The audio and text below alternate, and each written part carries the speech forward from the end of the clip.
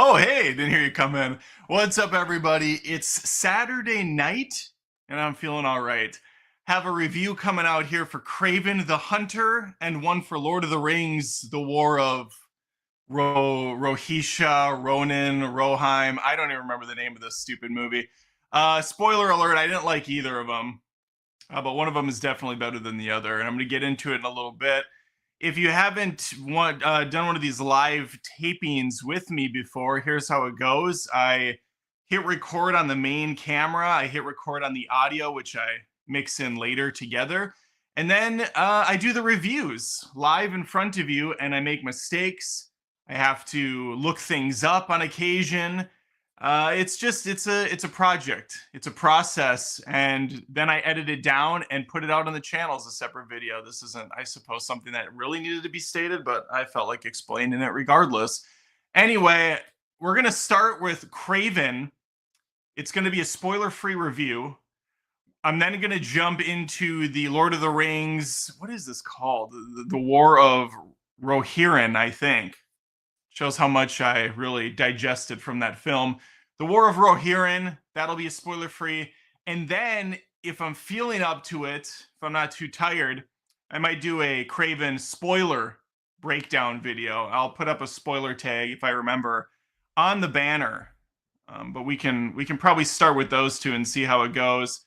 Hope you guys are having a good Saturday night. Mine has been, I mean, it's really all roads have led to this. I didn't do much during the day. Connor had a flag football game at 12 o'clock, so I went to that, obviously. And when they were warming up, I put out a short video on Instagram and TikTok, just a short on how I'm pouring one out for the Sony Cinematic Spider-Man universe that doesn't have Spider-Man in it. Really a sad day that they announced that was going away. Otherwise, yeah, I really didn't do anything. My wife and daughter baked cookies all afternoon, so I couldn't film anything. So I just thought, fuck it, I'll go live. We'll do it live together with the audience, and we'll just leave it at that. If you want a super chat, I'm up for questions. I'll give answers. In between videos, I don't like to look at the chat too much when I'm recording, although people have definitely bailed me out in the last couple of live reviews, telling me when I say something incorrectly, I get the budget wrong, I get the date wrong, I get a name of an actor wrong. You know, things that I do pretty much every video regardless, but if we can nip some of those in the butt, nip them in the bud, as they say, that would be great. So definitely keep an eye out for what I say and not what I do, sort of a thing. I don't know if... Wait, what's... Some friends and I made a tradition of seeing these Sony Spider-Man movies. That's ending early now. It's sad. It's a sad state of affairs. Ermac, everybody's favorite Mortal Kombat character, Ermac, is not happy about things. All right, let's fire up the first review for Kraven. Let me hit record. Gently. I'm going to hit record again on my audio. Gentlier.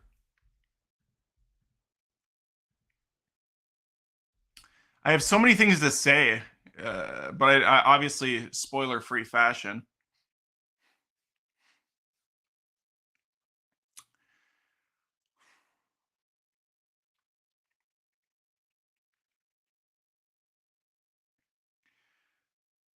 Ladies and gentlemen, I come today. I already screwed up.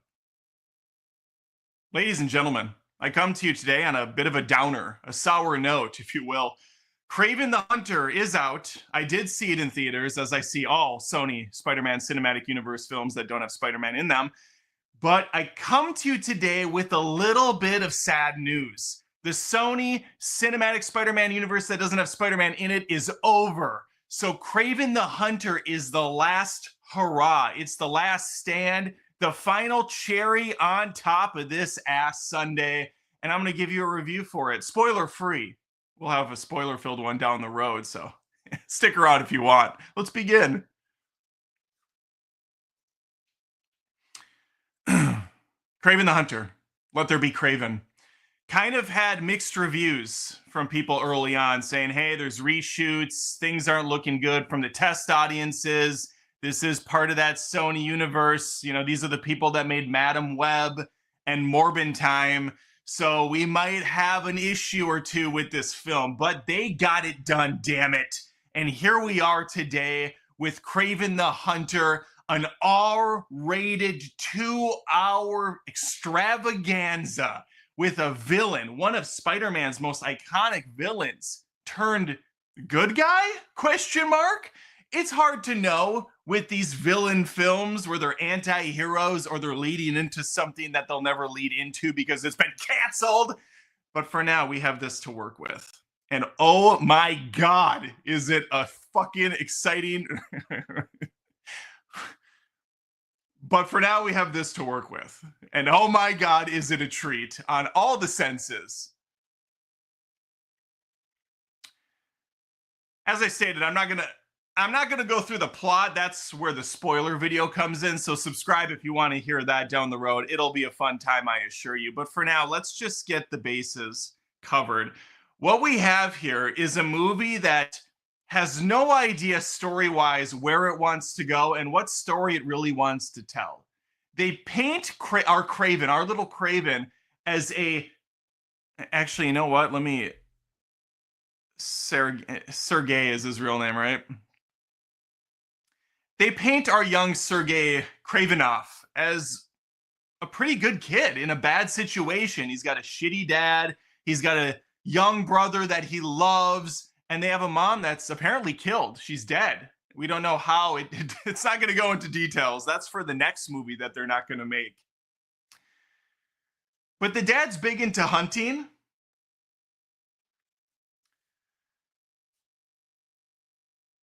His name's Nikolai, and he's played by Russell Crowe. The very same Russell Crowe that starred in the Dark Universe movie and also the final movie from the Dark Universe. He has now closed down 2 universe films. The Sony Spider-Man Cinematic Universe that doesn't have Spider-Man in it, and the Dark Universe by Universal Studios about all the monsters in that Mummy movie. So if you're gonna build a new cinematic universe, say it's like the Talking Pets universe, or maybe it's disaster movies, or maybe it's aunts or uncles who die in superhero films universe, do not cast Russell Crowe. Do not cast Russell Crowe.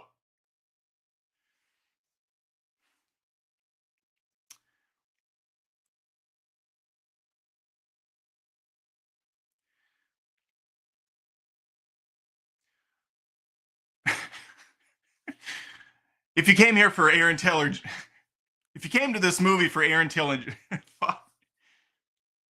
if you came to this film for Aaron Taylor Johnson, you're going to come a few times. But unfortunately, I'm here to tell you right now, he's MIA for a good 25 minutes of this thing because we're going to do a flashback that's going to go on way too long. And it's going to show us how Kraven became the hunter that we all know and love from the Spider-Man comics where he tries to kill Spider-Man all the time. He's so lovable.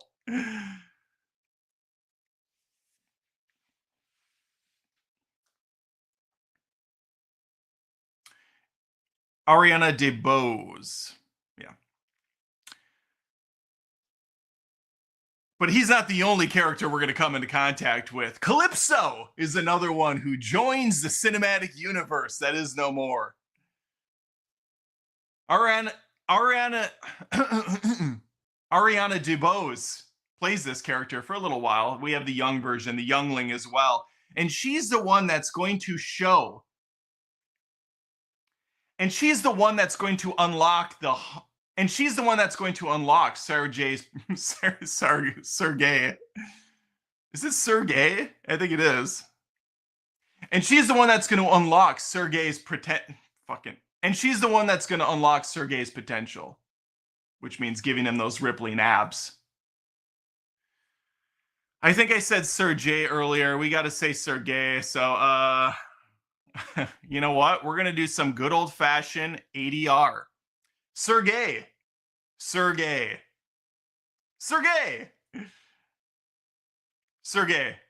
I think that's enough. ADR is when actors go back and they re-record their lines of dialogue so that it's more clearly, or if they have to change the dialogue, which I'm going to get into in this review right now. I felt bad for the actress who played Calypso, the older version. And I mean, really, I felt bad for everyone who's involved in this movie to begin with, because it's such a pile of shit. But specifically this older actress, because there is so much ADR in this thing, it's comically bad. Because there is so much ADR in this movie, you're not actually sure what's being spoken while they're filming and what's handled later, post-production. The crazy part is they didn't even fucking try to make the craziest part is they didn't even fucking try to make it match up. Poor Ariana will be sitting there. Poor Calypso will have a line of dialogue, and then the next one following will be completely different inflection. In fact, I don't even know if it's the same actress at some points. That's how badly done it is. Maybe you're an action junkie and you don't care about the plot or the ADR or these fancy newfangled terms that we're coming up with. It's been around for a long time, and I can assure you. Well, you are going to be out of luck there too, friend. Most of the action scenes are shown in the trailer. You know, when it is rated R, so it is rated R. There is some fake ass blood done with CG, but we also have Aaron Taylor Johnson grabbing bear traps, hitting guys over the face with them. He splits one dude in two, running him up against it. That sounded hot. Running him up against a tree.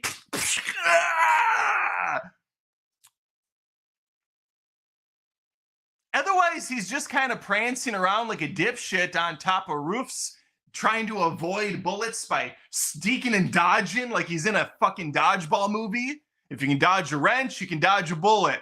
Sort of a situation. And that does remind me, early on, Sony in their infinite wisdom released footage of Kraven ahead of time to get people pumped up and to show them that this is not another one of our crappy Sony Spider-Man cinematic universes that don't have Spider-Man in it movies. I go back and forth between if I say Sony universe, Spider-Man, whatever. And to show people that this isn't and to show people how serious they are about this film, it's Kraven time. You're going to be wanting more. You're going to be craving more of this, friends. So they released the 8 minutes of early. So they released the first 8 minutes, and this features Kraven escaping from a prison.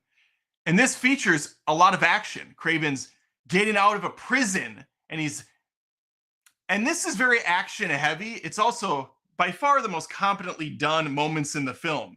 He's evading bullets. He assassinates a guy in the jail, and he runs to a helicopter, and he runs to an escape plane in a storm flown by question mark character. We'll probably find out in the movie who that is. We don't find out who that is.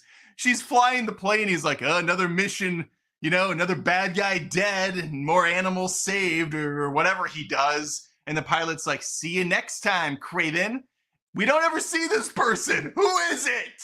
It's a nobody. And he goes back to her a couple more times. What the fuck?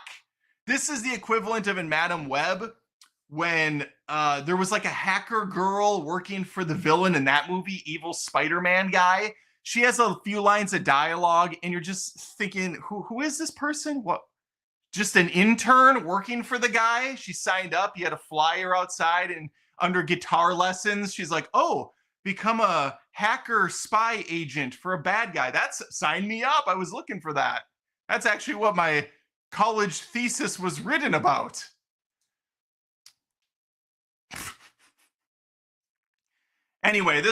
Anyway, I actually watched and reviewed that early, and I thought, wow, this might actually be a competently made, all right film based on these 7 or 8 minutes that we got. Although, even while watching and breaking that down, I did think, and I said this in my video, wow, this is really edited crappily. Wow, wow, I can guarantee you there's some stuff cut out of this because it's not lining up. He's there, then he warps away. None of the guards chase after him. Apparently, they don't own a snowmobile or a vehicle that can drive into the winter wonderland. But no, that's truly how it's edited. It's just choppy all over the place. The only scene added was a terrible shot of him looking at a wolf who looks fake as shit. And the wolf is like, "See you next time, Kraven." Skidit-deet-deet-deet.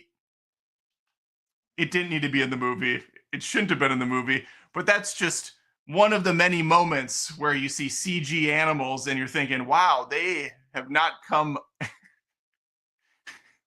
And you think to yourself, wow, we sure have come a long way since we saw, what was his name?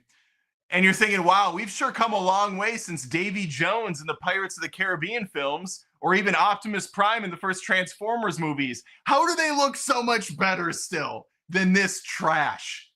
I'm watching a stampede of buffalo like it's out of a fucking Spirit animated movie from 1999 or whatever. It looks awful. And I suppose that leads me to address the rhino in the room, which is Rhino. You see him in the trailer. He's teased. I didn't realize he was going to be the primary villain here, which he is. I won't say much about it other than, oh my God, it looks really, really bad. People thinking that they were doing comic true or animated true or whatever. I don't follow this crap well enough, but I'm pretty sure Rhino originally was a guy in a suit. You might be disappointed. Just leave it at that. I did take some notes because there's so much to go over in this pile of crap.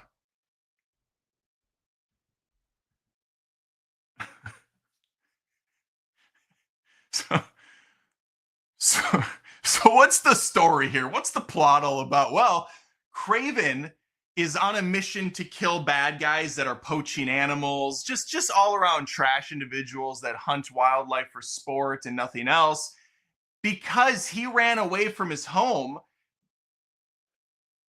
after being berated and abused by his father verbally for many, many years. He abandoned his brother, of course, a brother who loves him, respects him, and that's reciprocated. They have a very good, close, tight-knit friendship. But yeah, he bails on him. Why? Kraven. It's Kraven time. It's not his brother time. Get that kid out of there. I sure hope the brother doesn't grow up resentful. Funny part is he really doesn't. He's like a Kraven stan. He's like, brother, I love you. Kraven can do no wrong. There's a scene where he pops out of the bathroom as his brother's leaving the shower to give him a peekaboo. Like, could you imagine you're in your place alone, you're showering, maybe, rubbing one out really quick, just for fun, and you get out of the shower and your freaking jacked psychotic brother is there who you barely ever talk to.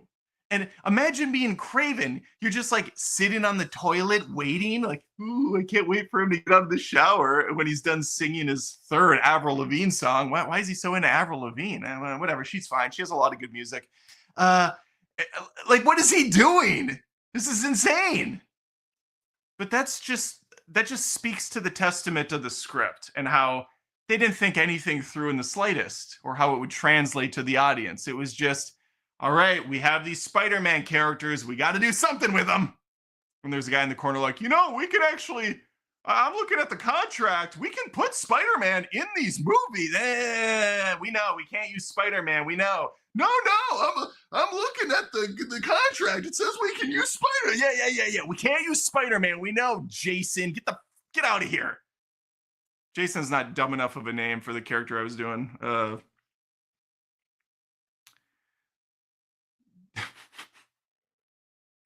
Yeah. We can't use Spider-Man. I know, Gareth. Get the hell out of here.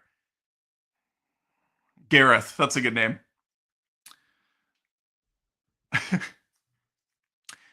And finally, it would not be a Sony Cinematic Spider-Man universe that does. And finally, we wouldn't have ourselves a Sony Spider-Man Cinematic Universe without Spider-Man in it unless we set this thing up properly with a couple cliffhangers and teases of what's never to come again. And yes, we get that in Kraven. I won't spoil it because I know you're rushing out to see it. You probably already have twice, so this is all old information. But yeah, we're going to get some really awkward setups in the last 10 minutes. It's fantastic. Truly, everything in the final 10 minutes, I was holding. I shouldn't say I was laughing out loud in the theater. That would be rude for the 4 other people watching in silence. I was holding in the laughter. Like, this is so stupid. They're not going to do this, are they? They're not going to. Oh, they did it. They did it. It's just a treat. It really is just a treat. Now, you might watch other YouTube channels, other reviews out there. That's your life. I don't know why you are, but if you're watching other ones, and I'm going to be fully transparent, I really don't watch any other movie critics on YouTube. So mainly because I want to give my own unique take on it. I'm sure I say a lot of the same shit other people do, but that's just the nature of it. We all kind of look for certain things in films. But you might find folks that do the fake outrage over this not being good, or like truly they're pissed off at the movie. I got to tell you, I don't believe that. If there's people that are actually upset that Kraven the Hunter, set in this dumbass universe that hasn't come out with a single good movie yet, and shows that they don't give a shit about the film, and even announced before this movie release that they were done with this universe for a while, which probably means forever. How do you go into this expecting some sort of a brilliant work? You think this is going to be the next Christopher Nolan Batman movie? You thinking this is going to have like a James Gunn feel to it, or something that has an identity? No, there's no identity here. These are so embarrassing. And so, yeah, I went into Kraven hoping kind of for the worst. And to be honest, I got exactly what I was hoping for, and a little bit more. I truly thought when they released that 8 minutes, oh no, we might actually have a decently made action movie here. I wasn't expecting high art. I just thought, oh man, wow, this is almost a shame that they put some effort into this one. Thankfully, I was wrong. I was duped a little bit. This is not a good movie by any stretch of the imagination. Action-wise, the music, I'm not even sure what the music was in this. Oh God, I almost forgot. His brother sings. That's like his thing, and it leads into something more later. But he's a singer, and he has his own lounge where he sings at. And apparently, all of the music is 10 seconds long. He'll be starting a song like, "It's not unusual to be in love." Thank you guys very much. Thank you. I'm not even joking. He has songs that last for 7 seconds.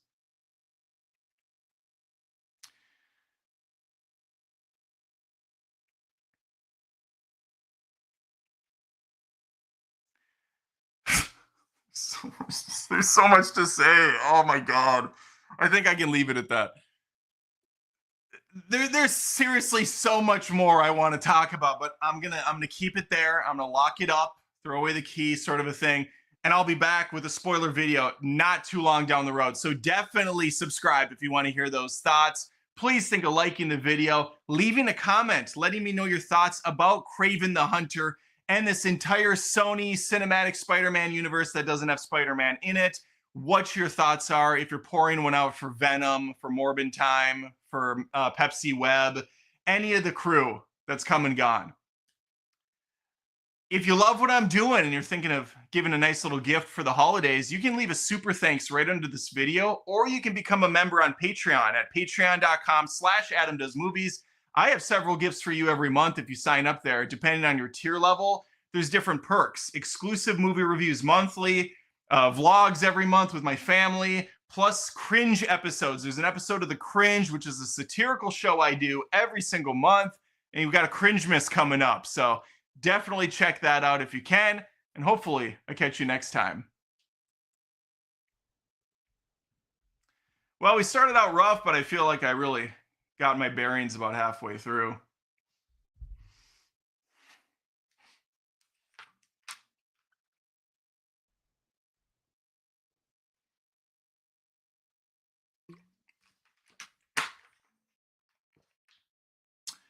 All right. No super chats yet. That's disheartening, but I understand. No super chats, but if you have one, leave it and I'll read it after the next review. We are going to switch. Someone asked if I'm just glancing through some of these. Has Adam reviewed the Lord of the Rings TV series, The Rings of Power? I think they released the first 2 episodes of season 1 early. And I gave a pretty positive review of those episodes. And so naturally people were pissed at me and calling me woke and every stupid name under the sun. But I genuinely, being a huge Lord of the Rings fan of the movies, knowing nothing about the books because I'm basic, I thought it looked good. I thought the characters were interesting and I thought it was going to go somewhere fun. And then I watched the rest of the series and I couldn't even finish the finale. The show got so freaking boring, was going nowhere interesting, and it turns out most of those characters kind of sucked. So no, Rings of Power was not good. I couldn't even finish it. In fact, I found myself hating it the more I watched. And season 2 came around. I watched about 10 minutes of the first episode because it's very popular to make videos shitting on Rings of Power, I've noticed on YouTube. But I don't want to hate watch anything just to hate watch it, if I'm going to be honest with you, unless it's a Sony Spider-Man cinematic superhero movie. Because these are, this is a movie channel. It's not a TV show channel. So I'm not expected to like watch and review TV series. And honestly, I don't want to sit for hours upon end watching something that gives me no joy just so I can shit on it. That's what Disney Plus shows are for. They're usually 20 minutes long, in and out. Sometimes they're good. Sometimes they're okay. Those are more fun. But I'm not even covering the new Star Wars show because I just don't care to watch.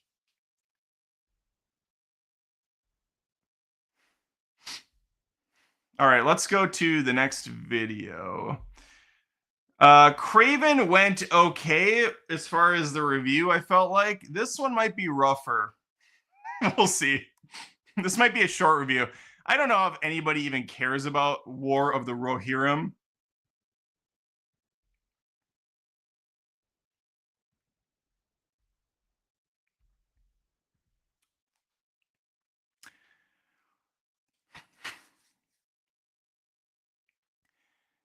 Everyone's talking about the Lord of the Rings, the War of the Rohirrim.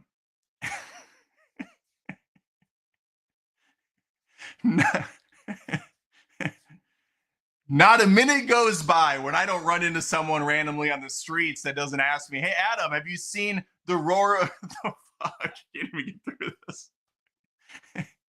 Not a minute goes by that I don't get a phone call or just bump into a stranger on the side of the road that says, Adam, they know me, of course, because I'm super popular on YouTube as a movie critic. Adam, sir, have you seen the War of the Rohirrim?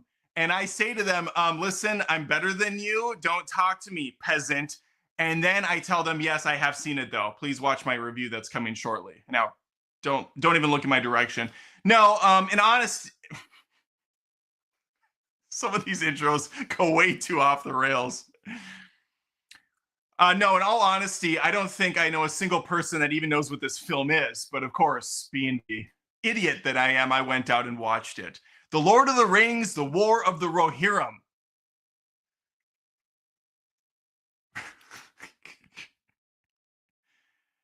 An over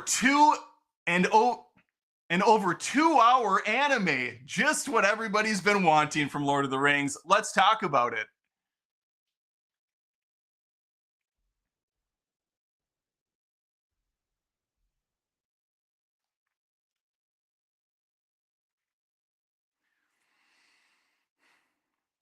What's been going on in old Middle Earth since we last left it? Well, if you're watching The Rings of Power, absolutely nothing.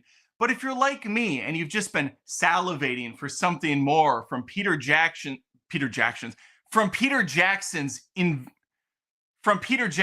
world that he's kind of taken from. But if you're like me and you've been patiently waiting, salivating from some, I can't talk. But if you're like me, patiently waiting, salivating at the mouth for something more from Peter Jackson's world that he's created, obviously with the help of Tolkien and his brilliant works, well, then you are in luck because we have the War of the. God, this title sucks. Rohirrim. Because we have the Lord of the Rings, the War of the Rohirrim. What a fucking dumb title. Rohirrim are the people of Rohan. The Rohirrim are the people of Rohan. You know this if you read the books. You don't know this if you're me. I didn't know what the hell. I'm like, Rohirrim, what is that? Is that the name of the army? Is that a group of people? Is it a place? We're at Rohan again. What's happening here? Well, they say it one time in the movie, Rohirrim. It's the people that live in that area. But anyway, we have a Peter Jackson inspired universe with the visuals matching that of Helm's Deep and of Rohan and of the armors and the people. And, then we have the inspiration of Tolkien's work with a new But the movie also pulls from Tolkien's work with the well-beloved, well-received character that no one's ever heard of before. The daughter of the main dude.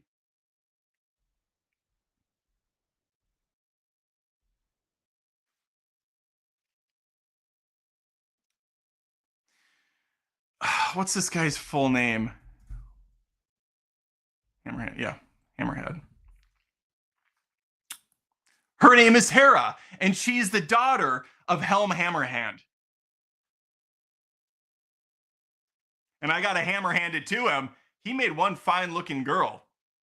And I got to hammerhand it to him. He made one smoking hot, fiery redhead.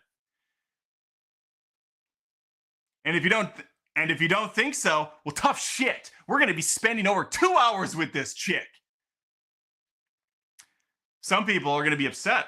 They're going to say, Adam, why would you even give this thing an ounce of your money? I apparently count money in ounces. And I'd say, well, you know what? I review movies. That's what I do. I'm going to give this the benefit of the doubt. Sure, they didn't follow a main character. They instead kind of like copped out and did their own thing with this Hera woman, who I think is mentioned a few times in the book. I'm not sure. Maybe she is the main character and people are being salty.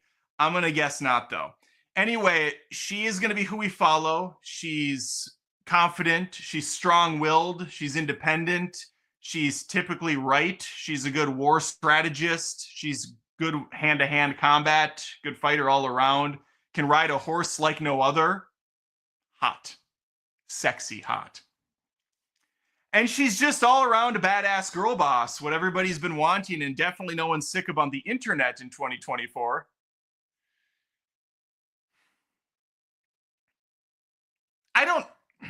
Here's the deal. I don't mind a girl boss. I've seen a lot of boy bosses. I don't think that term's even used online because the internet's great like that. But no, I've seen a lot of boy bosses, guys that are amazing at pretty much everything. They don't take any guff from no one, strong-willed, sort of independent thinking. That's all good if it's wrapped around a enticing package. Unfortunately, this film is not. It is animated. It does look beautiful, but it also doesn't. But it also doesn't look beautiful. There's really, really choppy animations going on. And I read a little bit. I know it's hard to believe I read anything, but I did read that this movie was greenlit in 2021, and they had to rush the hell out of this thing to get it done in time. The original cut was about 2.5 hours long. A ton of different art studios had a hand in getting this thing completed in time.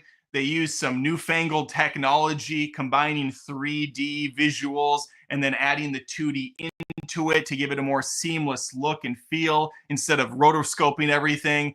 Unfortunately, it did not pan out.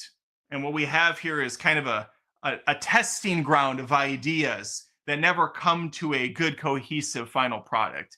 Instead, very stilted dialogue, very choppy animations. The voice acting, while it can be really strong at times, can also feel very, very disconnected from the scene going on. Like they'll be in the middle of a snowstorm fighting, and they'll be in the middle of a snowstorm fighting, and the people will be having a conversation like they're just in the back alleyway of a TGI Fridays talking about how bad their meal was. There was a scene early on when Helm was talking to his daughter Hera, and he would say something. There would be this awkward pause, not because there was thought contemplation or something, just because of, I guess that was how the animation lined up with the audio or something. But then Hera would respond. There'd be another awkward pause.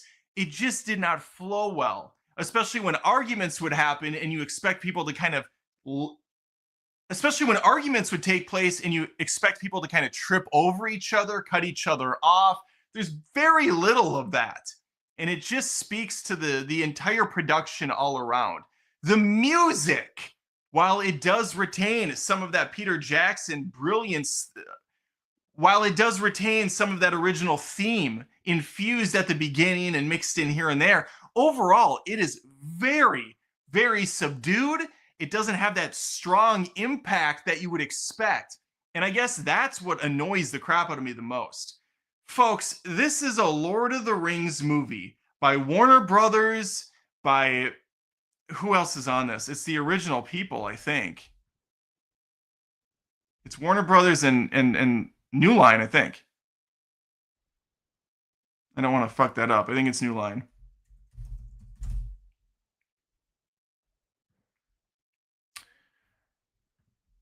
I'll look it up later. I can always cut it out. This isn't the Amazon crap. This is another Warner Brothers production with New Line Cinema, the same dudes that made the previous Lord of the Rings movies. It is set in this same universe as Peter Jackson's trilogy. Around 200 years Richard prior to the events of The Ring and Sauron. And the movie lets you know that right away. We get voiceover narration. We get the map of Middle Earth zooming into animated. We talk about Jackson stuff a little bit. We tease into it a little bit. And that annoys the crap out of me because this movie doesn't deserve to be playing in the same field with this pro over here. It doesn't deserve to be mentioned even through a wind passing by. This is bottom tier stuff. This is straight to Netflix levels of animation quality. And it pains me to say that because this could have been something special. We've seen some amazing productions in animation in the last couple of years. Into the Spider-Verse, that Teenage Mutant Ninja Turtles movie. Hell, freaking Arcane season 1 and 2 did some brilliant animated stuff. We should be seeing Lord of the Rings on that level. And nay, we should see it higher than that. And so to give us this like half-assed mamby-pamby animated film with low-tier production values, bad story, like I can't get on board with this at all. I was sitting in the theaters bored out of my fucking mind. And this is a person that will gladly watch not only the Lord of the Rings extended, but the Hobbit trilogy extended. I like all of that crap. I like the freaking War of the Five. I like the Battle of the Five Armies, okay? I will die on that hill. Even if it is rushed and the CG's bad in comparison. And it's got a lot of problems, I admit. But it still feels in the spirit of those other movies.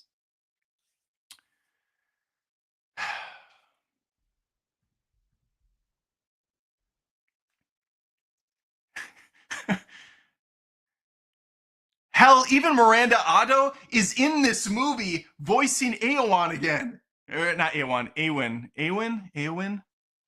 Voicing her character from the original trilogy, Eowyn. She's in this. I didn't even know that was her. Completely went over my head.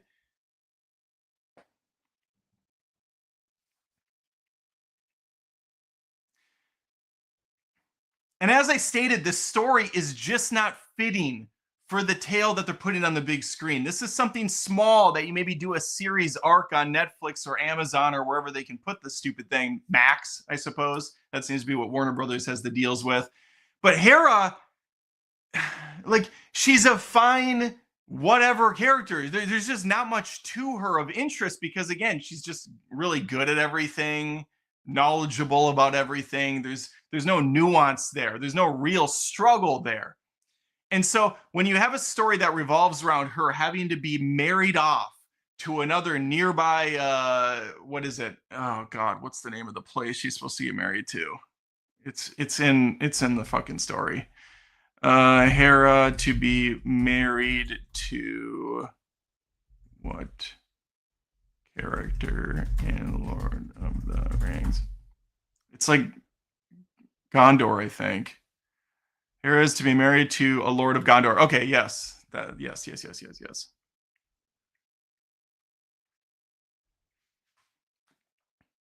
Hera is to be married off to a Lord of Gondor.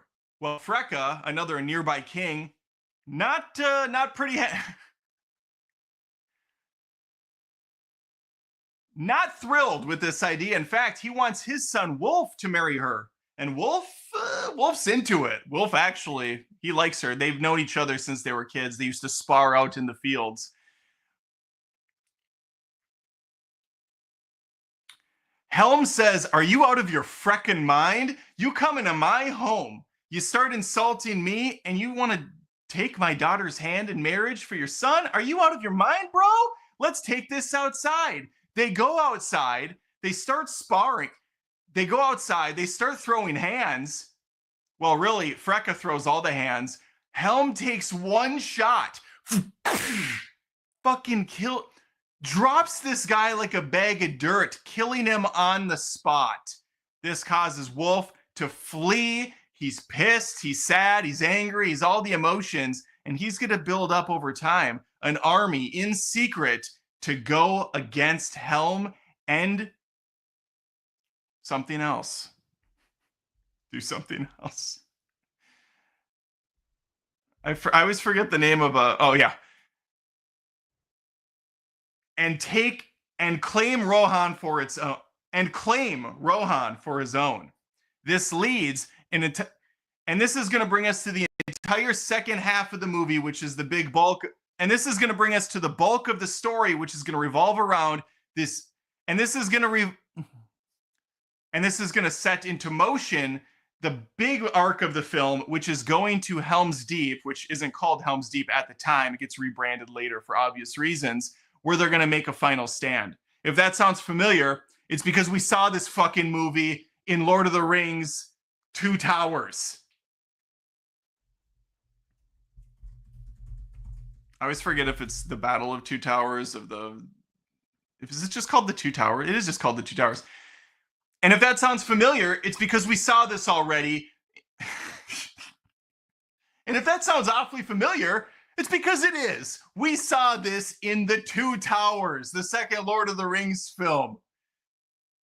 To go back here and do a retread, I know it's not the same story, but we're back at the same location, pretty much doing the same thing again. It's just tiresome and uninteresting all around. And now we have characters who don't hold a candle to the original crew. There's no Legolas. There's no Gimli. I always get his name wrong. I always say, is it Gimli? I always say, yeah. There's no Legolas. There's no Gimli. There is a budget Sam. I will say that. There's a budget Sam in this film. He's useless. They're all useless. This whole movie is just completely disappointing. What else is there to say? Oh. I think another huge problem I have with this and the story and just the overall setting is, why is this the one you animate? It felt like a movie they could have done live action. There is no orcs really at all. There's no elves here. There's no hobbits. There's no cave trolls. There's almost, it's just humans for the most part. It's almost entirely humans. Yes, you have some crazy creatures. You have I think it's I wrote it down. What's it called? Where are my notes here? I had a little bit of notes for this. Oh yeah. You have the Watcher of the Water, which, we've seen that before already. You have the Mumakil. You have the Mumakil, which are those giant elephants. They went all in on Mumakil. These things are constant in the film to the point where they're almost no threat at all after a while. It's like, oh, we got more Muma to kill. Great. How exciting. And as for the action, again, I've seen way better in the Peter Jackson movies. There's no reason that this needed to be animated, and they didn't do enough with the animation to take it over the top. Like, oh, I see why they did it this way. Wow, this is a really unique experience. We could never get this vantage point. We could never do this kind of shot. It's not to say the whole thing is bad. There are some interesting attempts with the animation, such as cameras going underneath the horse as it's riding, doing almost a Matrix-esque, Matrix Reloaded style of going through the horse's legs and whipping around. Some of it's all right, but for the most part, it just feels like they tried something and didn't really succeed.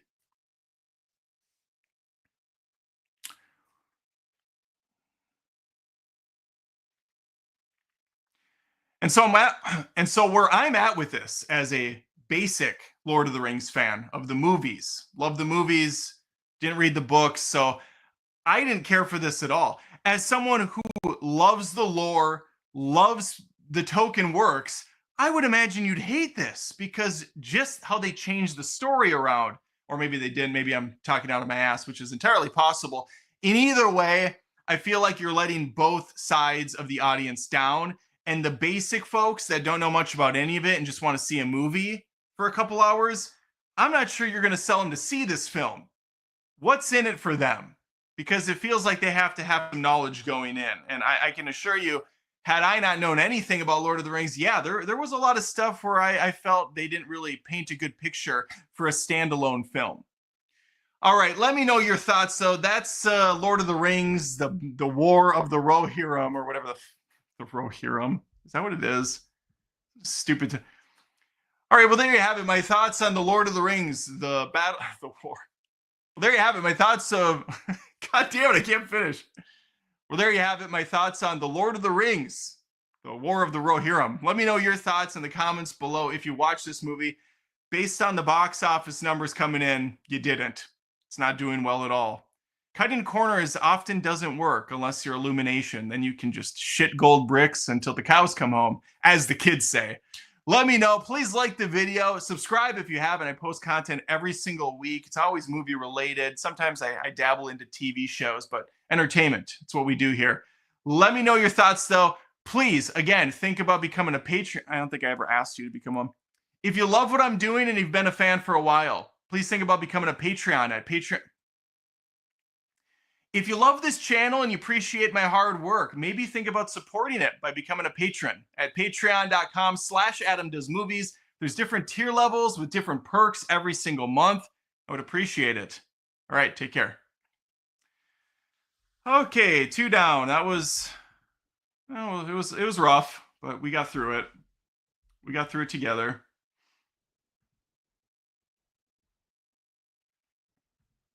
We did get some super chats while I rambled.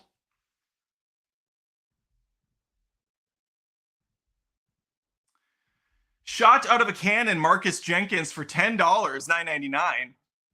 The Penguin is a great example of how you make a movie series around a movie. And I need that I need that Gladiator 2 spoiler. Marcus, if you didn't see, Tony from Hack the Movies and I did a co-stream live of Gladiator 2. It was a spoiler video. And we went through pretty much the whole movie. And I felt like it would almost been redundant had I done it. I was going to, but other things came along and other movies came out. So I thought, you know what? I did a spoiler with Tony. It's a pretty funny-ass video. Definitely check out that live stream.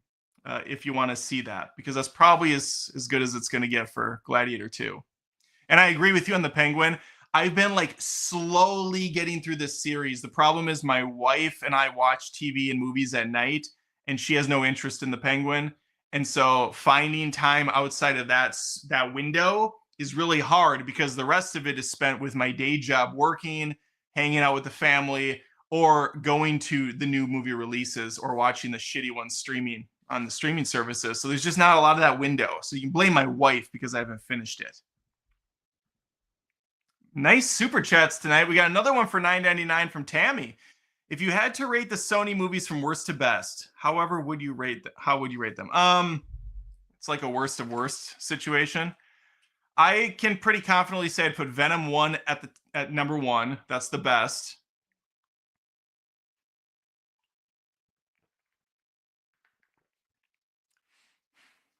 I would say the 3 Venom movies are the best. It's just what it is. So Venom, then Venom 3, and then Venom Let There Be Garbage would be third. And then in the 4th spot, this is best to worst, I would probably put Morbius, I guess. And then I do Let There Be Kraven, and then I would do Madam Web as last. Although, Madam Web is really funny and fun to watch. You know what? I'm going to put Kraven as the worst, because Kraven is dull and it's long.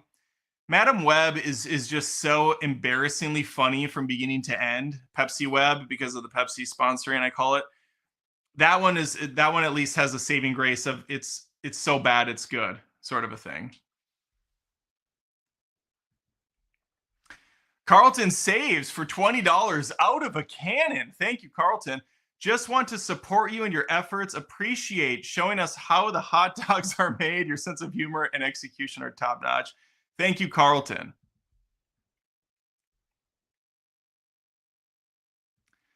Kevin says Adam is more famous than Tony. Oh, that's true. I think that goes without saying, but I'm glad you said it.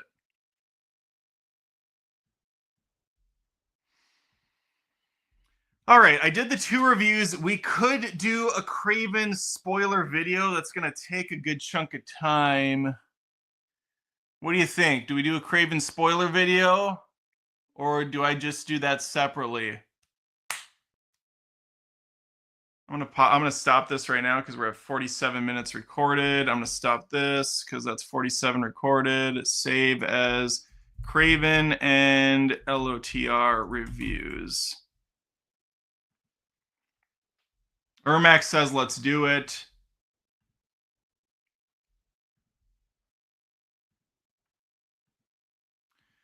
I tell you what, I'm a sucker for a super chat. If I can get one more super chat by 10:25, that's 2 minutes from now, one more super chat, and I will do the Kraven live spoiler video. That's what someone already. Carlton saves for $10. Yes, do it. That was awesome. If I can get $100 in super, no, thank you, Carlton. I should have said 6 or 7 super chats, but let's do it. All right, we're gonna do Kraven spoiler video. I have a little icon to bring up just so that people can see that this is a spoiler section. So if you need to bounce. Hit record again. I gotta make sure I'm locked.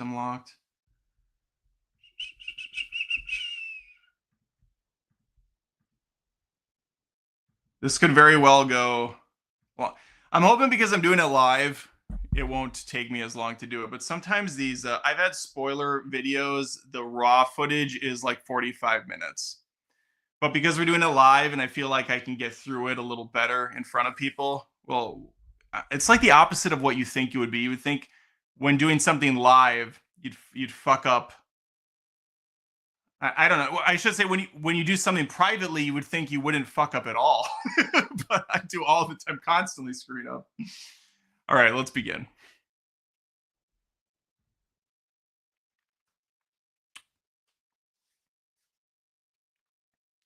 You've seen it. You've loved it. You saw it again. Kraven the Hunter has been out for a few days now. People are ranting and raving about Kraven. They want more. They're craving it. And I'm going to give it to you. Perhaps you don't have the money to go see it for a fifth time, but you still want to hear someone break it down in its entirety, shot for shot, line by line, show by show. Well, maybe not that, but I am going to do my best to do a spoiler breakdown of what I retained from this cinematic tour de force known as Kraven the Hunter. Let's begin.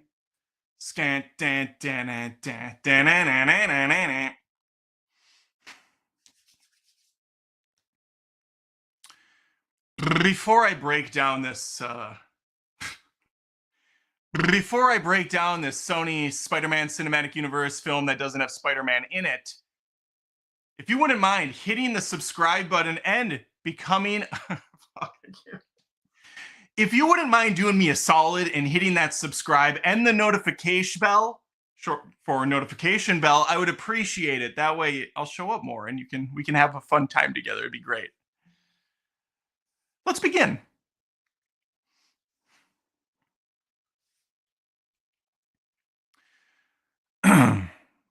Now, in case you haven't seen the film, which is, I imagine I'm speaking to no one right now because everybody's loving Kraven, everybody's going to see it. Sony did release the first 8 minutes unaltered. It is altered. They say it's not. It is. I spotted the alteration. I spotted the shot, Sony. But you can see at least 8 minutes.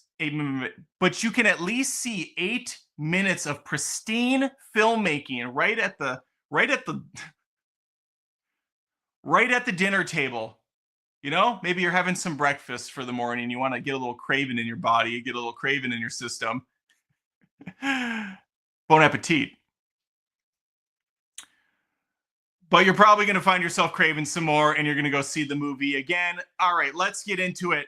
We start this film in Russia with a convoy containing the man, the myth, the legend, Kraven himself. Although he's pretending to be someone else, a prisoner with a number identification. He's taken to the prison where he is going to assassinate a bad guy who's been selling guns and he's responsible for killing thousands of lives, innocent lives. And so our hero, who as we know from comics and video games and animated shows, our hero who is best friends with Spider-Man and he's an Avenger and all of that, he is going to stop this bad guy as the Hunter does. We all love Kraven. He's the good guy. He's always been the good guy. I really hope you recognize sarcasm when you hear it. I truly hope you understand that I'm being sarcastic. This guy's supposed to be a villain, but he's going to be treated as a hero for the majority of this film. All right, fast forward the prison break. And we get to a storm outside in the wintry months of whatever we're at. We're outside in the cold where the guards told him he would never survive, and he comes in contact with a wolf.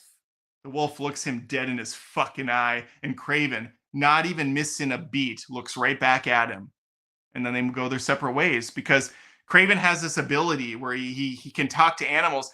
He kind of reminds me of Edward from Twilight. That's the vibe this whole film gives off, a Twilight stank to it all. I should point out, and the reason why, I should point out, during the prison break scene after he kills the bad guy boss, where he takes a saber-toothed tiger, I should point out that when he's in the prison, there's a tiny little action scene where he takes out a couple guards and he busts off the tooth of a saber-toothed tiger and he sticks it into the dude's neck and he's like, "It's Kraven time, motherfucker." Blood sprays out. He leaves the compound. Parker Posey. He leaves the compound. Parker Posey's on the rooftop. He's skidding and scatting around. Scanning. And what's funny about this is he's doing like a full bore sprint and he's flipping over things. And we immediately cut to a shot where he just kind of like is walking on the rooftop. He's like, "Oh yeah, I'm running." And then he's sliding around on the ground. And this dude with a gun can't hit shit. He's like, Kraven's right there, and the guy's like, this guy won't sit still. Hey, I brought that lunch you wanted. Curse you, Kraven!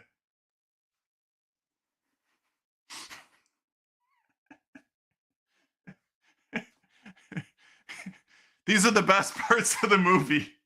Kraven gets onto the plane where he sees his partner in crime, mystery woman.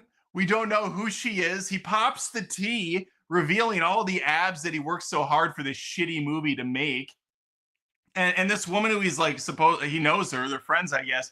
We're never gonna find out her name. We don't know who she is, and she's gonna pop in to just fly the plane every so often. She's like the Fortnite battle bus driver. Who is this person?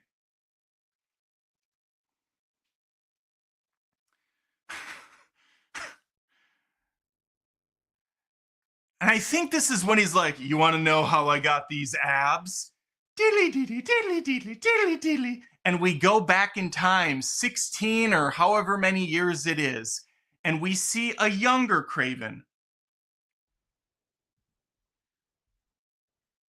Now going by his real name, Sergei.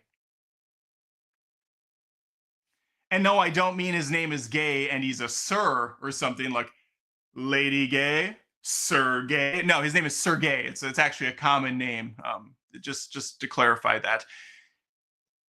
He is out on a hunt with his father in Africa or somewhere. It doesn't matter where. And his brother. His brother is a total. Oh, no. We got ahead of ourselves. Sergei's off at college with his brother, and Papa shows up. I believe the brother does call him Pa or Papa. Papa, what's wrong, Papa? And Sergei's like, what the hell are you doing here, Dad? You don't ever show up to these events unless something stupid is happening. And Nicola, played by Russell Crowe, is and Nicola, played by Russell Crowe, says, "Get in the car, you idiots! Your mom's dead." But he has a Russian accent, so he's like, "Your mother is dead. Get in the car, stupid children." That's a really bad Russian. So it matched his perfectly. The boys seem a little distraught, I guess. They're all like, oh, okay, mom's dead, I guess. And he says it in a really not sketchy way at all. Yes, she did it to herself. She was weak. She was a weak one, not like you, comrades. And I'm done doing the voice, I promise. We kind of get a tease that there's maybe more to this story. And then there's no more to the story. As far as I know, he's just gone from the film altogether. He tells the little shits that the best way to cope is to shoot something. Blast the fuck out of a lion into smithereens, and that's going to take them to the Rays down in Africa. I actually don't know where they're at in the movie. I just assume it's in Africa. Kraven lion.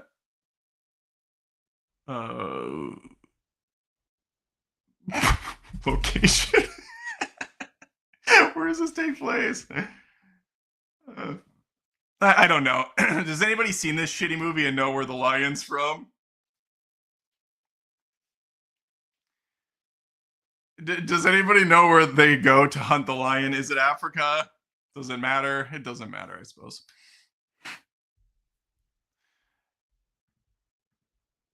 Let me see here. Calypso is the girl.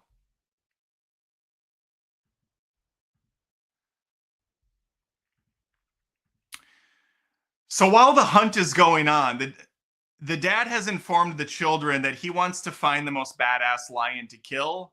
The lion is a myth. It's like this amazing creature, and killing it obviously would make you a legend, which is what the father's really all about. He wants to be a legend. While this is going on, there's a tarot sesh taking place just yonder. Sesh, of course, short for session. We have Calypso introduced. I know she's Calypso because the lady, who I think is her grandma, I think she says it's her grandma, but nothing matters in this film. She calls her fucking Calypso 15 times in like 30 seconds. What do the cards say, Calypso? Calypso, what do the cards say, darling? And Calypso is sitting there like, bitch, I know my name. Like, are you mad at me? Because when my dad is in trouble with mom, she calls him his name. Like, hey, Adam, I told you to take out the garbage. And yet, here I am, and there's the garbage. I'm sorry, do you think I'm an idiot? You said you took out the garbage, yep, there's garbage there. So, Adam, what's going on, Adam? Hey, I know my name. I know my name. What's it talking about? Oh, yeah, the movie. Calypso is good at reading the tarot cards, and she flips 3 over, which is like a lion and a dude. It looks like the lion's taking the guy from behind. So maybe that's going to happen at some point, which, cool. Let's see it. I can't wait. And then there's like a warning card and something. It doesn't matter. She'll never use the tarot stuff again. I don't know if she has a power or if this is an ability. Her name is Calypso, so obviously in the comics she's something, but to me, what the fuck is going on? Why are these women playing freaking tarot cards in the middle of nowhere? All right, back to the Helen Hunt. We're outside. Dad walks ahead. He's talking to some mamby-pamby guy. There's a couple of them in this film. Let's say he walks ahead talking to some soytard who's got a little backpack thing on, and he's like, I don't. I'll probably get in trouble for saying soytard.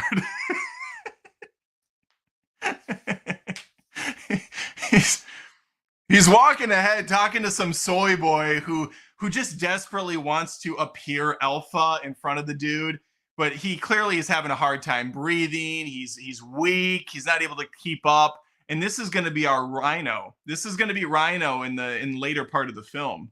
So a little bit of a tease to what's to come. Few clicks backwards, the 2 brothers are hanging out talking, and Sergei is like, I don't understand, Dad. He's such a douchebag. Why are we out here? Is that a lion? Yep, that's a lion. And he pulls out his gun, but he hesitates, and the lion sees that in his eyes, and so he pounces. And keep in mind, this lion looks somehow less real than Mufasa from the animated Lion King. This thing is atrocious looking. All right, the Mufasa movie that's coming out in like a week has better lion effects than this thing. This thing comes on, he grabs the kid, and the kid's like, fuck! He's like ripping at him and scratching him up. And his brother, I forgot his brother's name. It's a stupid brother's name. Dimitri. And his brother Dimitri is like, no, brother, no, come back, papa, they're taking brother. It's taking brother. I don't know why I said they. The lion identifies as a they.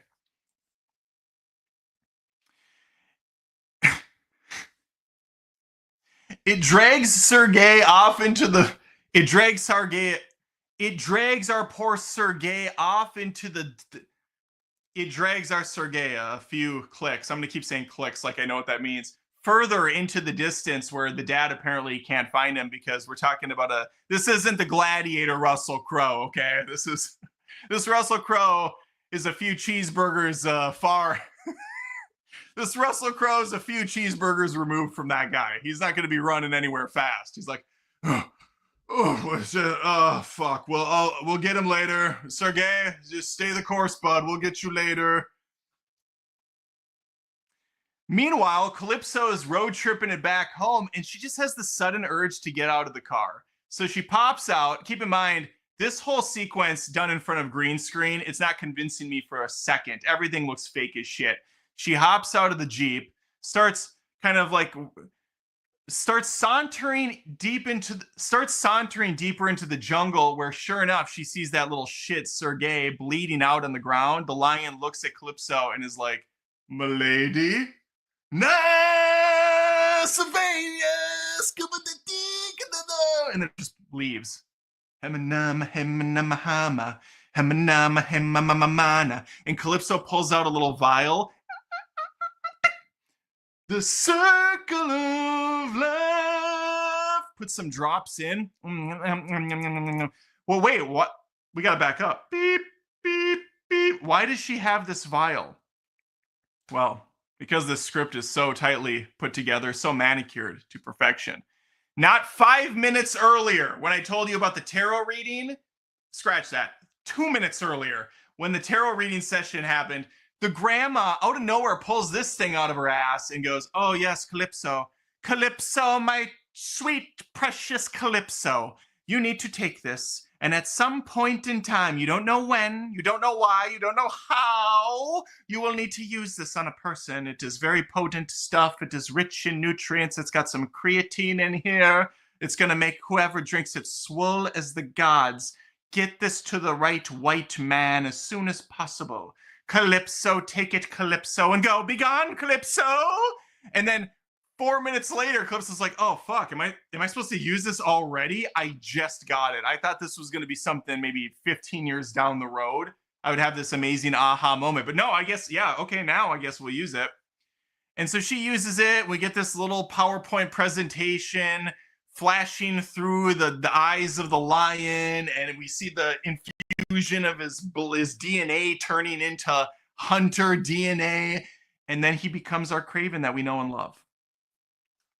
And so we're going to go back to the mansion where he's going to get berated by his father again for sucking and not killing the lion. The dad pulled him out of the hospital early, by the way. The dad showed up at the hospital where his brother was crying at his bedside, like, "Brother, don't die, brother. I love you, brother." And the dad comes in and is like, "No, I just have one question for you. Why are you such a little bitch? Why not shoot the lion?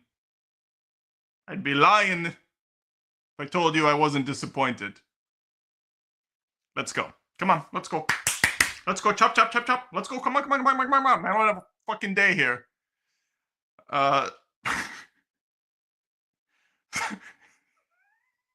Such a dick. So after a quick stop off at Wendy's for a few junior bacon cheeseburgers, they head back to the mansion. So, Russell Crowe's got to eat.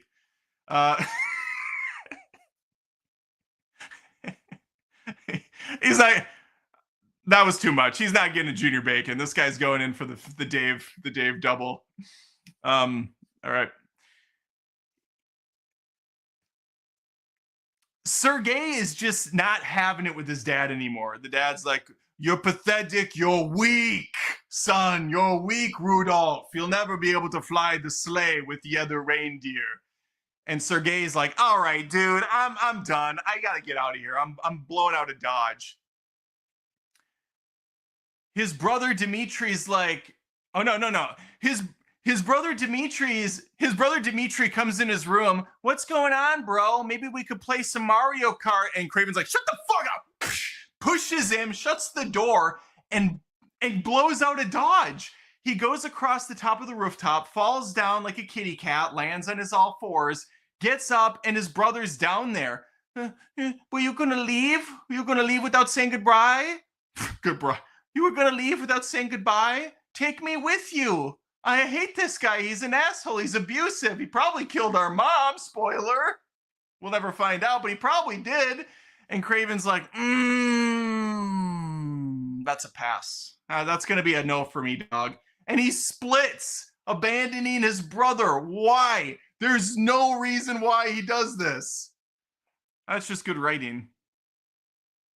We are then going to get what I can only describe as a Twilight scene where Kraven is prancing around in the woods. He climbs some trees. He looks around. He makes a spear for no reason and throws it. And he's like, "Yeah, I can make spears now."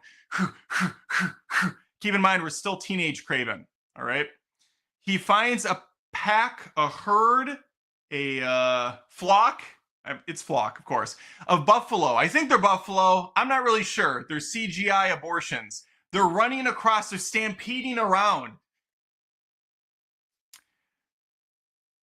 And they start getting hunted. Kraven's pissed. He's like, "How dare these guys hunt them?" And so he's going to go in for a closer look. He runs out there and he stops the hunters by killing them.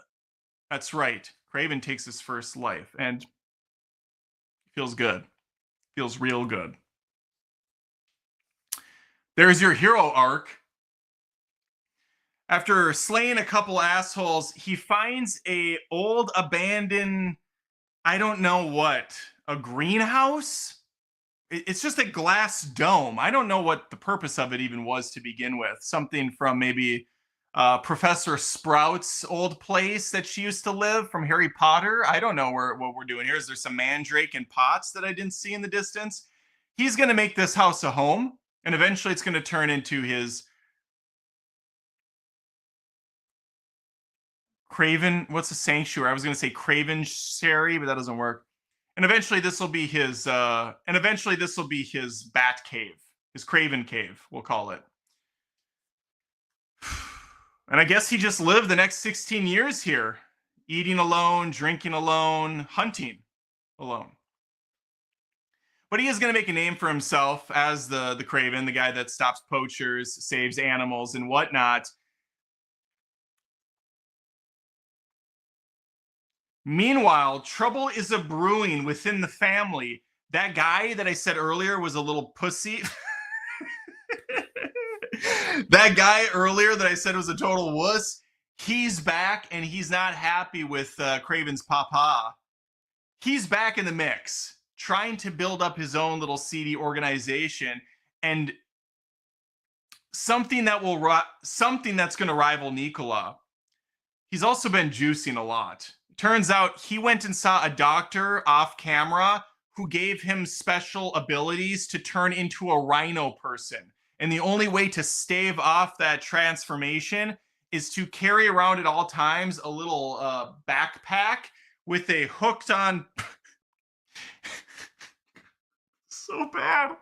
And the only way to keep the transformation from happening is to, at all hours of the day, every waking second, have a little backpack with a straw that he keeps hooked in place that feeds him nutrients and other things that apparently calibrate his body to not turn all gray with a horn and all that stuff, as one does, of course. This is maybe the stupidest thing I've ever heard in my life. What is this guy showering with this backpack on? Taking a shit with the backpack on? Everything with the backpack on. How embarrassing. He's with a woman or a man. I don't know what this guy's into. A rhino, perhaps. Hey, so what do you say you and I get a little bit more comfortable? It's not unusual to be this song again for some reason. Just slip off these and we'll get right to it. What's with the get up here? What's with the backpack? That gonna stay on? No, no, that's gonna stay with. That's gonna stay on at all times. Trust me, you're gonna like it better this way.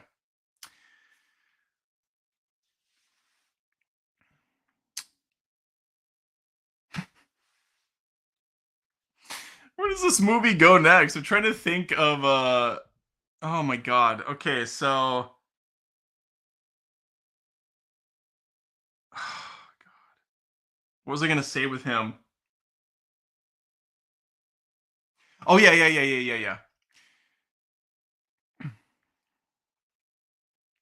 He has caught wind of the Kraven causing trouble. He has caught wind of the Kraven causing trouble. The Kraven. He has caught wind from his men that the Kraven has been busting up shop. You saw everybody's seen this movie, of course, but we also remember the trailer where he jumps on the back of the convoy and he takes out a couple of guys really quick. That's pretty much the entire action scene right there. Well, it turns out he was breaking up a couple of the hunters that work with the rhino. I think, I'm not entirely sure if that has anything to do with anything. It's all irrelevant. Regardless of how this happens, it happens, but the rhino has hired a guy called the Foreigner. He's a mystery man who counts to 3 and he can stop time itself, like Prince of Persia or some shit. And he usually ends up killing the people just for fun. Like a guy will be like, freeze! And the Foreigner will go, she keeps him more than a shadow in a pretty cabinet. And then he'll take the gun and turn it around the person, or he'll just go behind him and shoot him. It's kind of lame. The special effect reminded me of Matrix 4, which doesn't exist, but I'm bringing it up just for this one time only and never again, because that movie was the worst fucking abomination ever created ever. where they're doing that new age bullet time where Neil Patrick Harris is like zipping around and it looks so stupid. That's what this felt like. The foreigner has been tasked to track down the Kraven. The hunter becomes the hunted. This leads the foreigner to the prison that Kraven escaped from, where he's going to kill one random dude and find something on the ground. It doesn't matter. It's all just leading him to the right place at the right time. Meanwhile, Sergei has tracked down Calypso. Calypso attending a funeral for a friend, and we get their first interaction in 16 years. He says he's been looking for her. She's now a high-powered lawyer. Why? What are you doing with your abilities, lady? Well, it turns out the people that wrote and created this movie don't really know what to do with this character and probably didn't know what to do and probably didn't know what the fuck was going on with the movie, because this entire interaction and several to follow will be done with horrible ADR. They will voice over this entire conversation.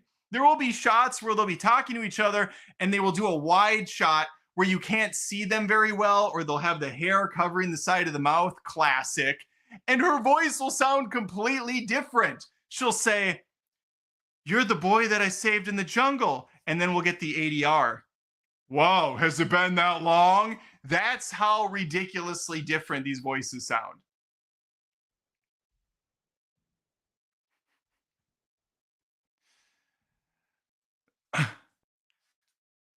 The K-Man wants to have a sort of collaboration, kind of a Dexter situation. You scratch my back, show me where the bad guys are, I'll scratch their eyes out.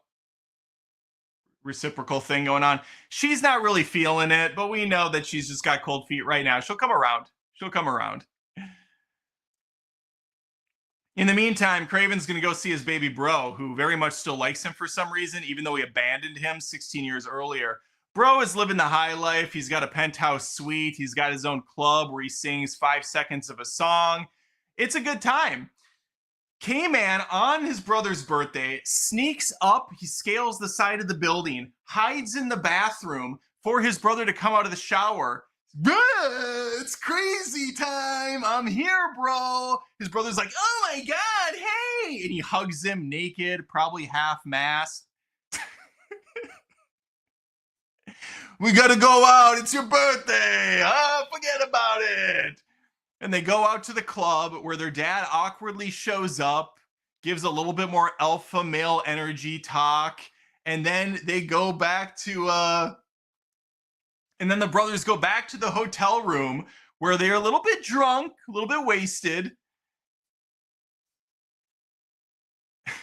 And Dimitri says to him, "Listen, bro, I know you did what you did for a reason. We all have our things, right? Our secrets. But I just want you to know I don't hate you. I don't want to kill you. I don't secretly think about slitting your throat when you're sleeping at night. No hard feelings at all, bro. I love you." And he truly is sincere. This kid is just the nicest kid. And he has the voice of an angel. And he also can change his voice very convincingly. He has a chameleon. He's a chameleon of sorts. At least that's what his dad randomly said to some dude at the club when he was singing. "My boy, he can do the voice of anyone. He's a chameleon of sorts." And the guy next to him, the guy next to him is like, "What the fuck are you talking about? What? Okay, cool." And the guy next to him is like, "Yeah, we were talking about drug deals, dude. I don't care about your son."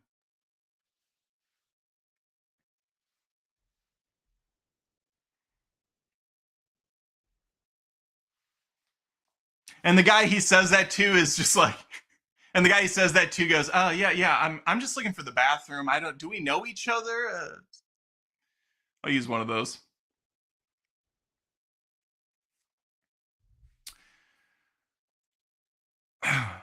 After the awesome party, after the bros hang out for a while, Kraven finds he can't sleep at night because he's like Superman. He hears the calling of the animals in need. He hears the screams of the people, and obviously he's not going to help them. He's like, "Oh, this racket." So he goes outside and sleeps amongst the nature and the trees, as one does. And his brother, meanwhile, is kidnapped. If only Kraven had slept on the couch. He goes back up there. He sees some blood on the bed, and then he sees the bad guys taking off, and we get our first big ass action scene where Crave jumps out the window, starts CG jumping off the sides, lands on the ground. He fell like 15 stories. He's fine. He's perfectly fine. He takes off after the car. The dudes look out the window and see this guy running at 80 miles per hour, keeping up. And they go, oh, that's the Kraven guy. Step on it, floor it. They're not at all blown away by the fact that this guy just leapt off of the top of a building and is sprinting towards their car. He then jumps on the car. He's hanging off the sides. They're trying to shoot at him.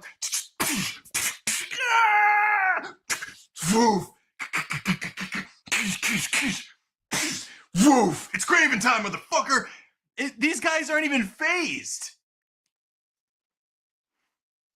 They do eventually lose him, but he's not done yet. He keeps running. He gets to a helicopter where the ladder, where this net ladder is hanging down. He grabs it, wraps it around a pole, which doesn't hold, unfortunately. So he's going to start skiing on the water with it.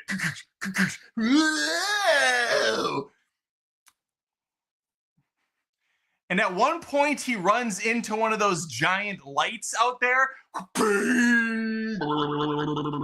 Curse you!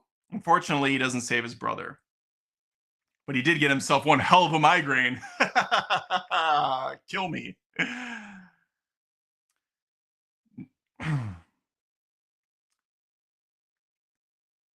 It's at this point that Sergei has to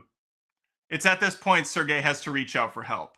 So he goes to Calypso, convinces her to join the cause. She does her thing, which means calling some sketchy dude and meeting him in a back alley to get information. He gives it to her. We find out the foreigner wanted him to give her the information so he could give it to Kraven, because this is all an elaborate setup. It's all a ruse. And he's playing right into their trap.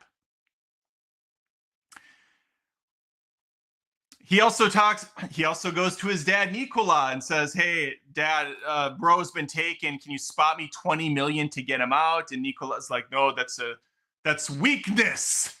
We do not negotiate with terrorists. It would look bad if I gave any money. You idiot. Go get him yourself. You suck. And so he goes to the compound, and he's got to Kraven his ass around the corridor.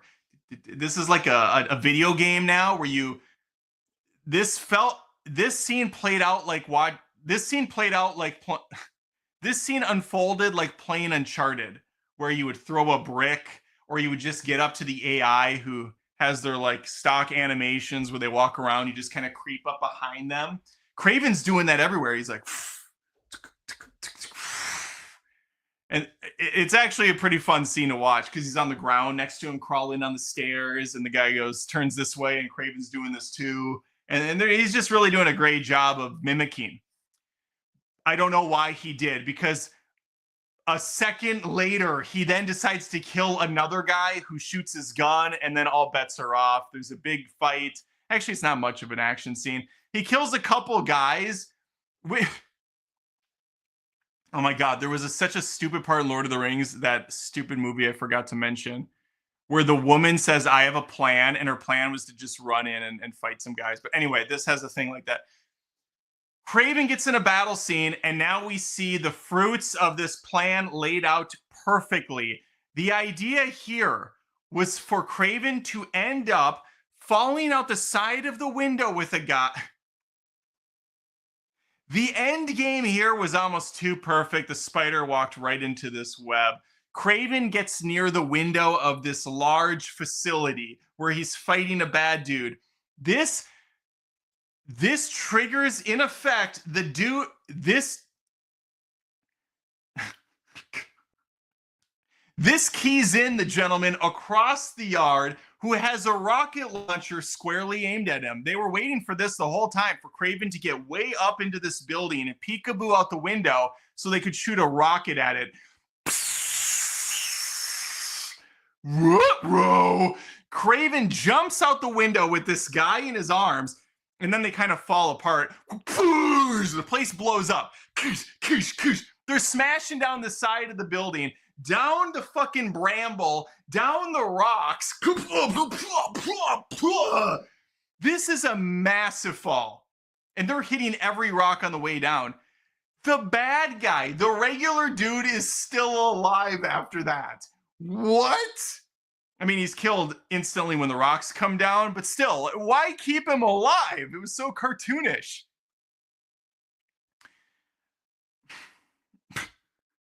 So hard to remember everything that happens in this stupid movie. I'm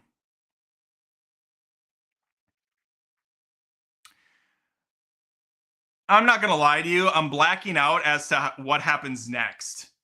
I think Kraven gets away. I'm pretty sure he gets away.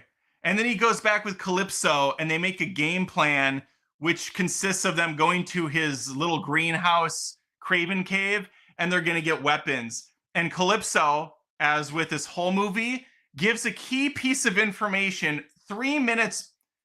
And as with everything in this movie, Calypso's going to give a key piece of information 3 minutes before using key information. In this case, it's that she's really good at archery. Well, wouldn't you know it? Kraven's stockpiled with bows and arrows and a nice little crossbow. So she grabs that. They do the stupid suit up scene because they're battle ready. Meanwhile, back at the Rhino laboratory, he's talking to his brother. Meanwhile, back at the laboratory, Rhino's talking to Dimitri again about how Dimitri's gifted and how he could use him in the future. I don't know what he's basing this on. Dimitri seems like nothing but a freaking little whiny bitch, but the Rhino, he senses something in him. And anyway, Rhino kind of cock teases his Rhino ability by unhooking his little clasp, and then he goes all gray for a bit before he puts it back away.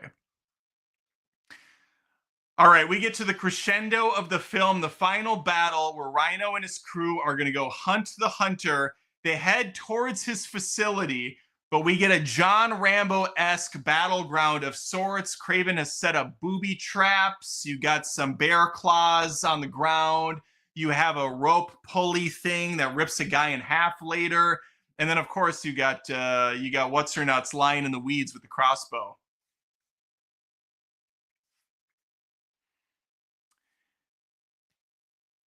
After the K-Man takes out a couple dudes, this is rated R. The Foreigner enters the fray.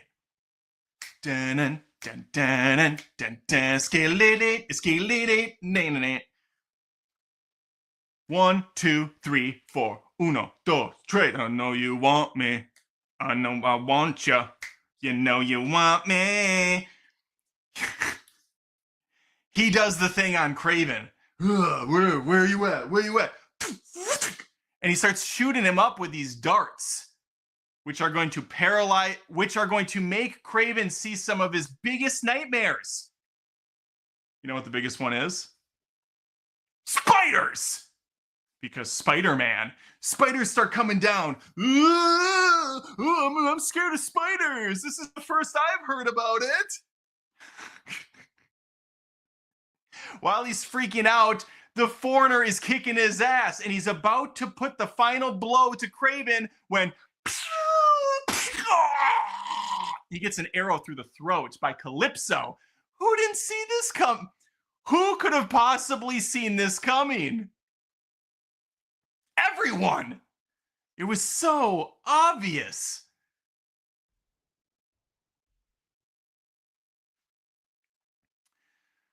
Unfortunately, the worst is not behind them because now they have to deal with the Rhino.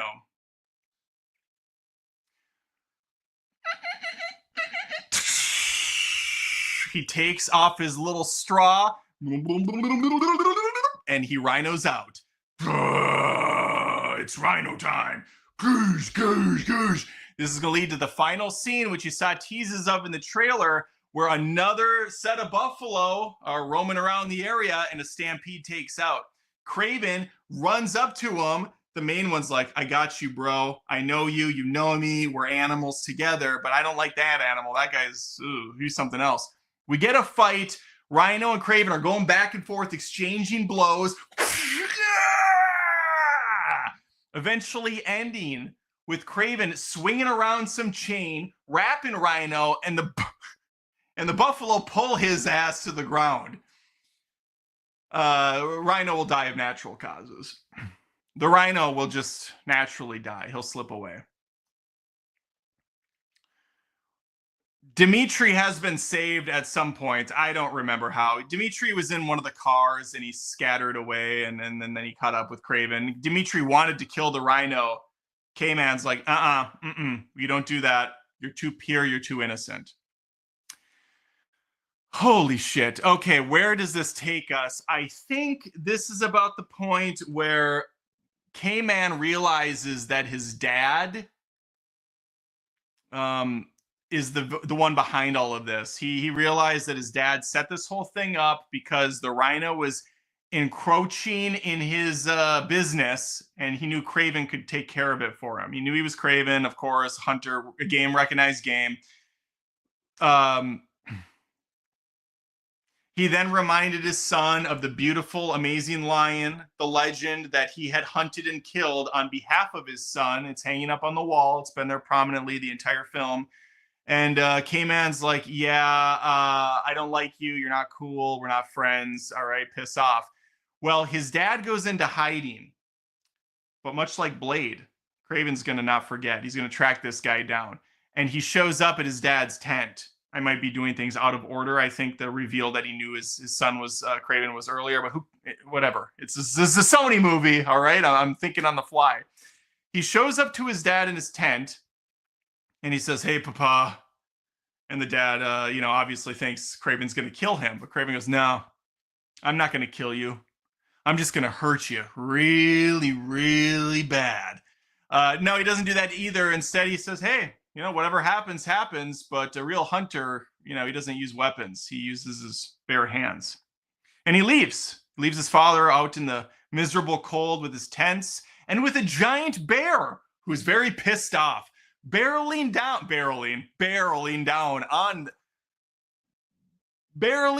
on Nikolai, who, of course, grabs his trusty gun.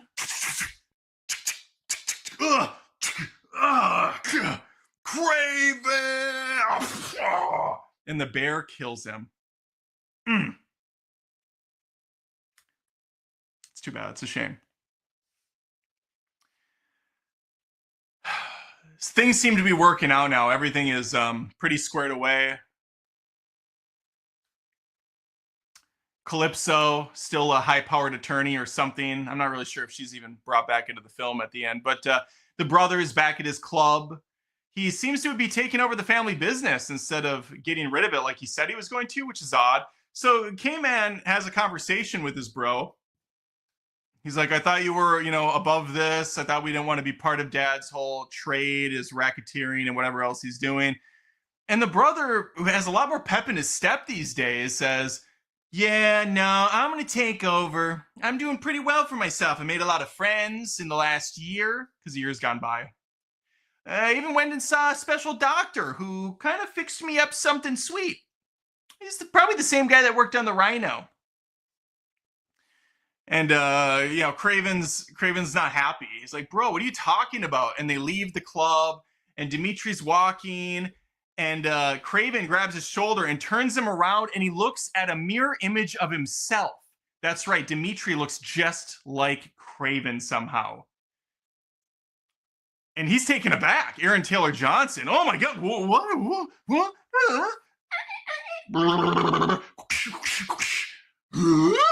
Who are you? And then his brother, Mystique, changes her appearance again. And he goes, "Well, Father always said I was a chameleon. Looks like now I'm embracing it." I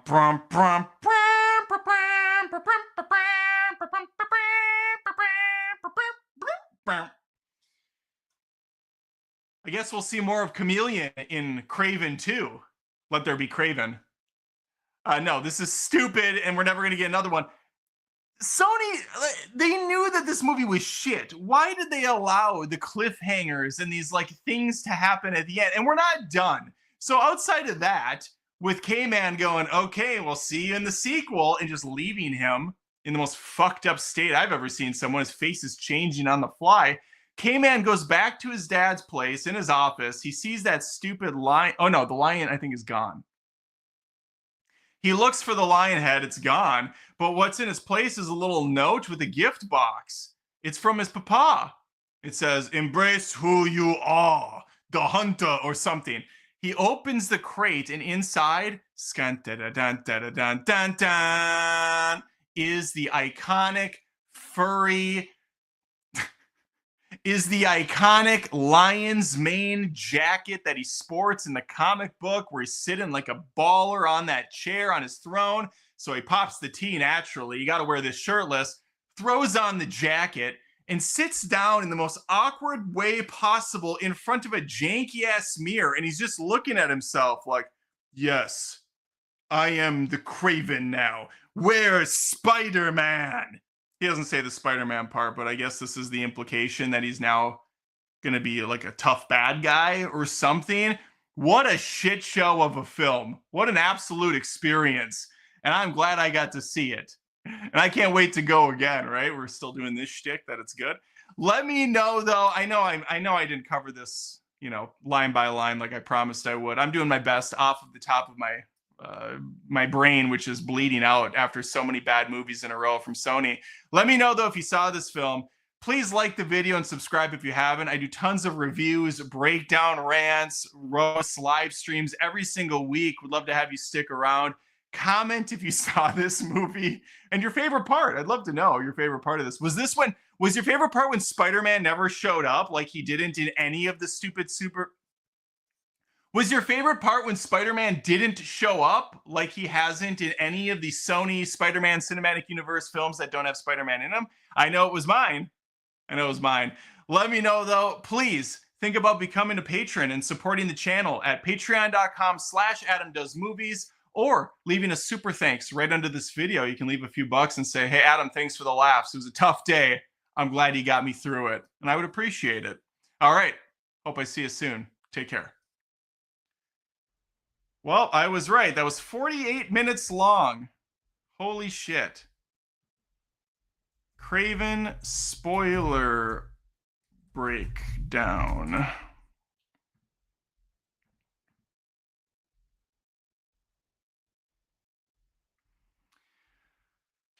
I hope I covered everything. I hope I didn't screw anything too much.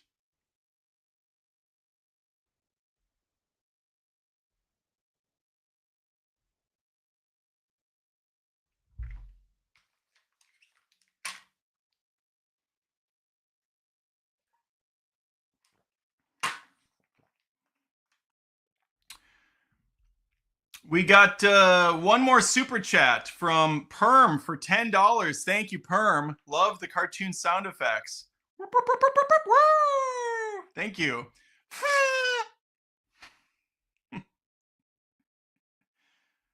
Daniel says Adam had perfect pronunciations. Daniel seems to be caught up on the pronunciations in the past few live streams. It's an ongoing joke, I guess. I don't know if there's sincerity behind that or if it's I can't be bothered to understand it. Everybody's got their niche though. Okay, I'm exhausted. If you guys have any questions, any final super chats you want to throw my way, please do so now. I'll give you a few minutes while I kind of get my bearings again. I think I blacked out at some point during that video.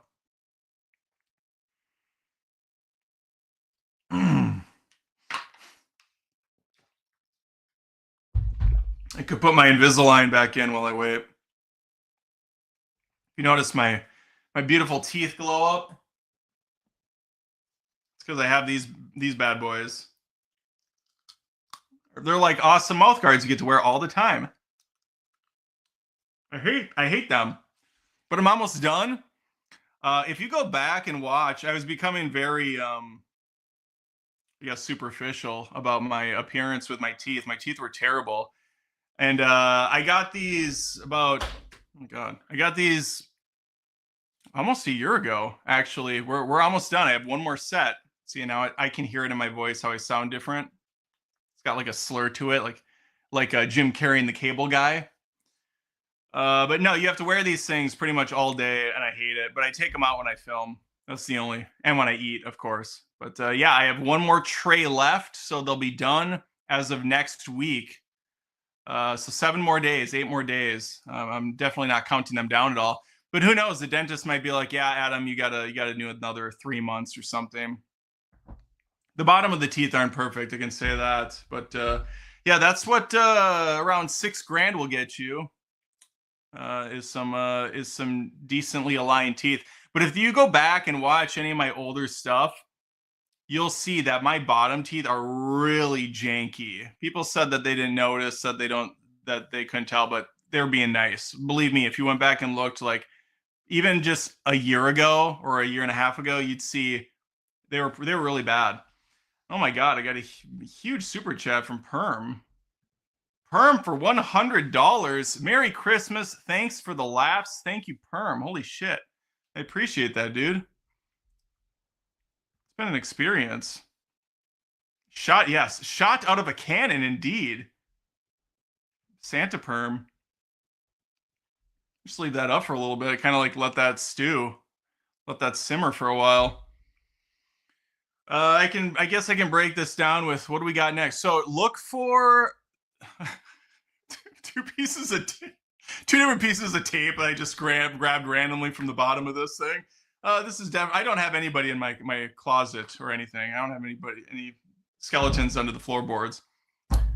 I don't even know what the context of this tape being in here is. Probably just randomly taping shit around the. Oh, you know what? It's my window blockers behind me that you can't see. I guess I could show you without dropping everything off of this.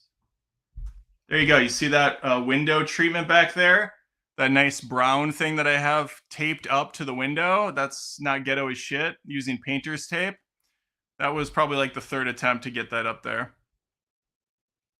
This is a rental, so we didn't want to buy any window treatments or anything. So instead, I just have a bunch of ghetto shit in this place. What was I going to say? Oh, yeah. So Kraven review will go out tomorrow. I'll probably put the Lord of the Rings review out Monday. And I'll probably put out the Kraven spoiler video out Monday as well. Unless I might get Kraven and Lord of the Rings out tomorrow, and then the Kraven spoiler video will go out Monday. Because typically I live stream on Mondays and Tuesday nights now. One of them I do with a co-host or two, which I plan on doing. Mondays, I think I'm going to do that with the co-host. And then Tuesdays are typically the days when I do movie news. And then I break those into several different videos. So yeah, those will be coming up on the channel. Yeah, I don't think I have anything else outside of that. There is a Cringemas is coming up. I have to film my Khaleesi Grimes Cringemas video for Patreons. So that's coming up as well as a vlog for the end of the month. Yeah, so there's stuff in the world, a lot of stuff in the works. Anyway, all right, I'm going to get some sleep. Guys, I appreciate you watching. Thanks for the super chats. Really awesome from everyone. And for just commenting and watching the show this year. It's been phenomenal. I will have a kind of end of the year or maybe a January video breaking down how far this channel came in 2024. And I have to tell you, it's like absolute insane growth from 2023 to 2024. Or yeah, it absolutely amazing this year has been. So I'll be breaking that down, and then plans obviously for the channel in the new year.